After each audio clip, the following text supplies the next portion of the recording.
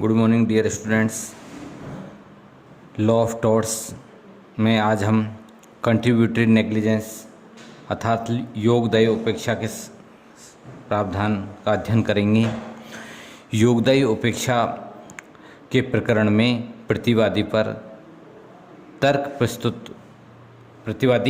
यह तर्क प्रस्तुत करता है कि उसने निसंदेही वादी के प्रति लापरवाही बरती है, लेकिन यदि वादी स्वयं के प्रति सावधान या सजग रहता तो अपकृत्य घटित नहीं होता।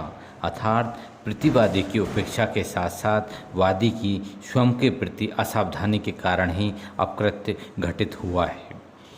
एक केस लॉ है बटरफील्ड बनाम फॉरेस्टर 1809 का है। इस बाद में प्रतिवादी ने सड़क पर एक पोल अर्थात खंबा आड़ा डाल दिया जो 100 गज की दूरी से आसानी से देखा जा सकता था, लेकिन वादी जो घोड़े पर सवारी करते हुए चला आ रहा था ने उस खंबे को नहीं देखा। अतः घोड़ा उस खंबे से टकराकर सवार सहित नीचे गिर गया और दोनों को चोटें आई। वादी ने प्रतिवादी के विरुद्ध क्षतिपूर्ति का वाद दायर किया। इस वाद में प्रतिवादी द्वारा ये दलील प्रस्तुत की गई कि उसकी उपेक्षा के साथ साथ वादी भी स्वयं उपेक्षा का दोषी था, क्योंकि यदि वह उस खंबे को देखकर सावधानी बरतता तो उसे क्षति कारित नहीं होती। अतः उसकी स्वयं की गलती के कारण उसे क्षति हुई थी।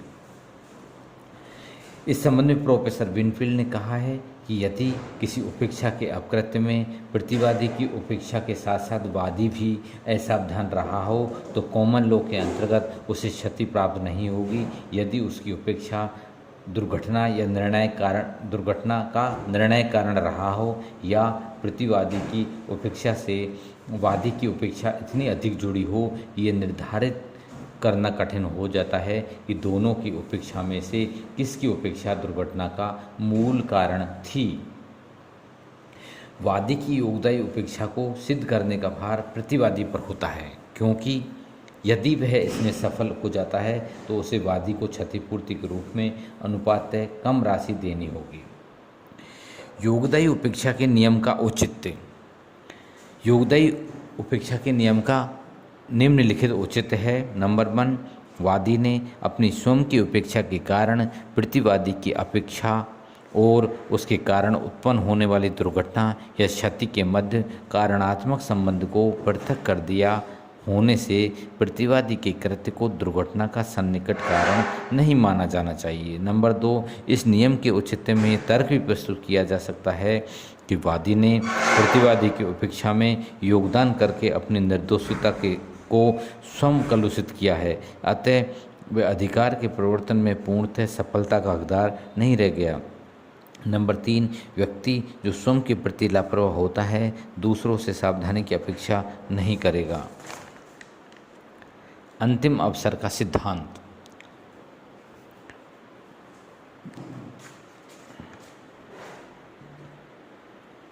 डेविस बनाम मान का एक केस है।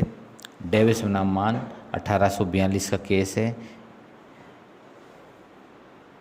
इस बाद में अंतिम अवसर का सिद्धांत प्रतिपादित किया था।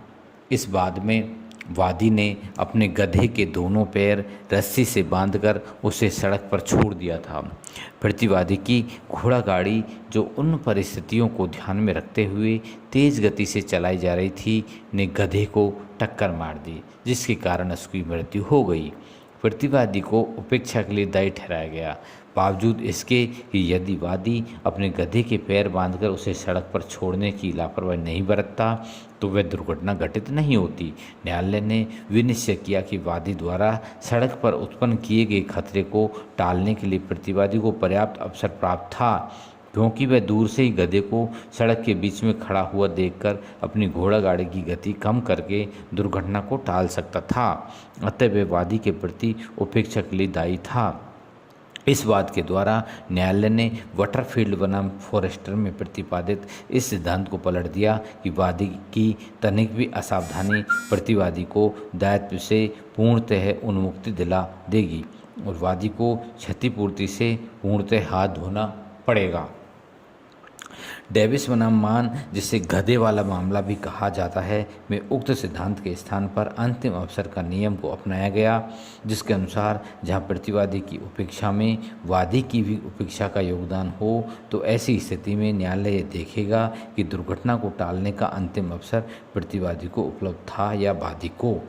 यदि प्रतिवादी अंतिम क्षण में उचित सावधानी बरतते हुए दुर्घटना को टाल सकता था, परंतु उसने ऐसा नहीं किया, तो वह वादी के प्रति दायी होगा। परंतु यदि घटना को टालने का अंतिम अवसर वादी को उपलब्ध था, परंतु उसने उसकी उपेक्षा या अवहेलना की हो, तो वह प्रतिवादी से क्षति प्राप्त नहीं कर सकेगा। धन्यवाद।